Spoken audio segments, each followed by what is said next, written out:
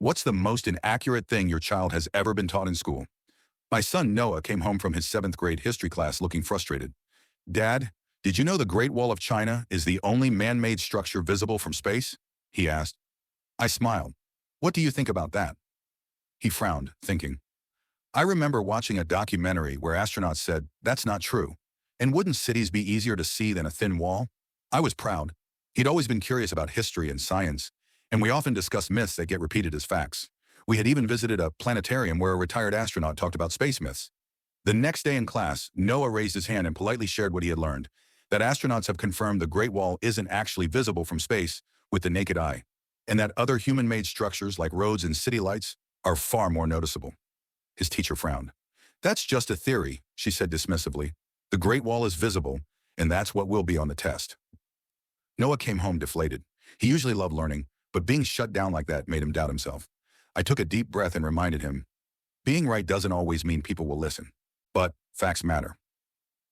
That evening, I sent a respectful email to the teacher, including links to NASA statements and interviews with astronauts who debunked the myth. Her reply was short and dismissive. I have to follow the textbook. I can't confuse students with outside sources. That phrase, outside sources, stuck with me. She wasn't interested in truth, just in following a script. So I scheduled a meeting with the principal. When I arrived, I brought printed statements from NASA, images from the International Space Station, and even a section from the school's own science curriculum, which emphasized critical thinking and evaluating sources. Tortinier, the principal reviewed everything carefully. After a moment, she sighed. I'm sorry, this shouldn't have happened. It turned out that the curriculum actually encouraged debunking historical myths and discussing how misinformation spreads. The teacher was required to revisit the lesson and clarify the truth with the class.